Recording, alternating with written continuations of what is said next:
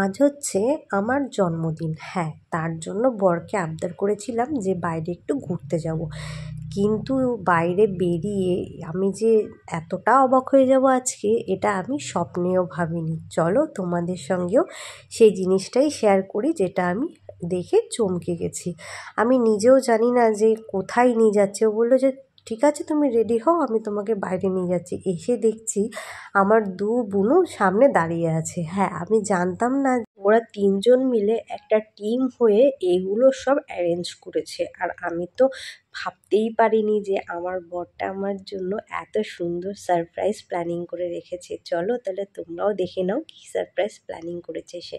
প্রথমে একটু দাঁড়ালাম, তো ও বলছিল চলো একটা ছবি তুলে দিই বা ভিডিও তুলে দিই। তো সে ছবি ভিডিও তোলা হয়ে গেছে, এখন আমরা ভেতরে এন্ট্রি করব। আর এদিকে হচ্ছে ক্যামেরা ধরেছিল আমার বর, তো বললো তিন বোনও এক জায়গায় দাঁড়া, আমি ভিডিও করে দিচ্ছি। আর এখানে বর প্রথমে এন্ট্রি করে নিয়েছে, তারপরে আমি বললাম বুনুকে বললাম ঠিক আছে চল ভেতরে।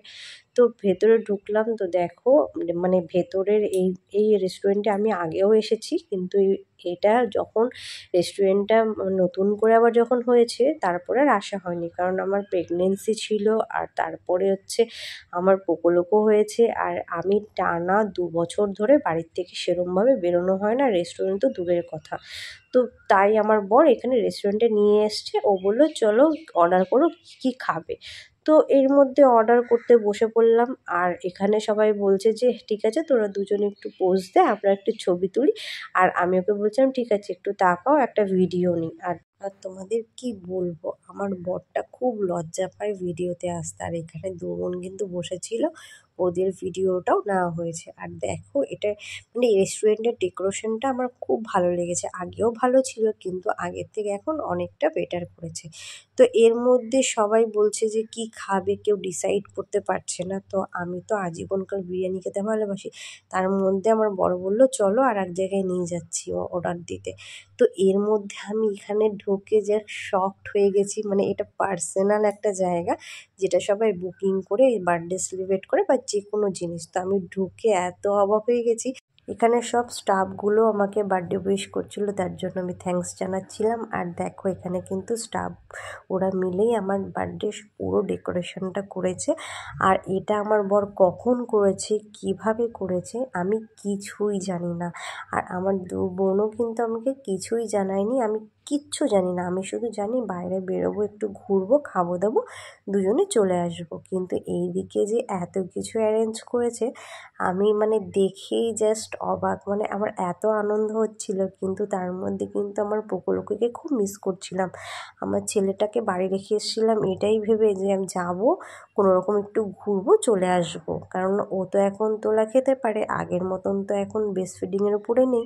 তাই মার কাছে ওকে রেখে এসেছিলাম যে তুমি ওকে কিছু খাইয়ে দিও, আমি আধা ঘন্টা 1 ঘন্টার মধ্যে চলে আসবো।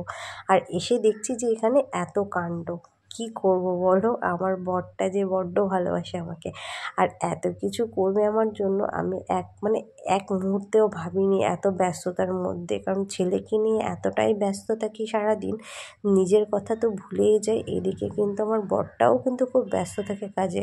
এত ব্যস্ততার মাঝেও যে আমাকে এতটা সময় দিয়েছে, আমার জন্য এতটা ভেবেছে, এতটা অ্যারেঞ্জ করেছে, মানে আমি খুব খুশি। এগুলো যদি ও নাও করতো আমি তাও খুশি হতাম, কিন্তু এটা করার পরে ওর প্রতি আমার যে সম্মান ভালোবাসাটা ওটা আরও বেড়ে গেছে। কেন জানো? কারণ মানুষটা সারাটা দিন কষ্ট করে আমাদের পুরো ফ্যামিলির জন্য, তারপরে যে একটু সময় বের করে আমার জন্য এত কিছু আয়োজন করেছে, তার জন্য আমি তার কাছে অনেক কৃতজ্ঞ, অনেক ভালোবাসা তার জন্য আমার কাছে। আর এখানে কিন্তু আমি কেক কাটা শুরুও করে দিয়েছি, আর ও আমাকে খাইয়ে দিচ্ছিলো, আমি ওকে খাইয়ে দিচ্ছিলাম। আর এখানে কিন্তু সবাই মিলে আমাকে উইশ করছিল বার্থডের। আর এখানে কিন্তু আমি বুনুদেরও ডাকছিলাম যে তোরা আয়, আমি একটু কেক খাইয়ে দিই। আর এখানে ছোটো বোনও এসেছিলো, ওকে কেক খাওয়ালাম। আর ও আমার মেজো বোন পেছনে বসে ক্যামেরা ধরছিল। তো আমি বললাম তুই গিয়ে ক্যামেরাটা একটু ধর, আমি ওকে একটু কেক খাইয়ে দিই। আর দেখো এখন এইগুলোও কিন্তু অ্যারেঞ্জ করেছে এত সুন্দর যারা, তাদের তো আমি আমার পক্ষ থেকে তাদের অনেক থ্যাংক ইউ, অনেক অনেক থ্যাংক ইউ। তারা অনেক সুন্দর করে সাজিয়েছে। আর হ্যাঁ, এইগুলো সব ডেকোরেশন কিন্তু আমার বরের মতোই করা হয়েছে, কারণ ও আগের থেকেই ফোন করে নাকি বলে দিয়েছিল যে এরমভাবে সাজানো হবে, তাই ওরা সেরকমভাবেই সাজিয়েছিল আর খুব কম টাইমে ওই জিনিসগুলো অ্যারেঞ্জ করেছে। আরও ও বলছিল যে আরও বেটারভাবে করতে পারতো, কিন্তু ওর কাছে এত সময় ছিল না, খুব শর্ট টাইমে অ্যারেঞ্জ করেছে এত ভালোভাবে। মানে যাই হোক, মানে ও আমার জন্য যতটা করেছেন না, আমি সত্যি সত্যি খুব খুব happy. I love you so much my love. আর এখানে দেখো আমরা কিন্তু অর্ডার দিয়ে দিয়েছিলাম আগে, আর সেখানে রেস্টুরেন্টে সেভাবে অর্ডার চলে এসেছে। চলো আজকের ব্লগ এখানে শেষ করছি, টাটা।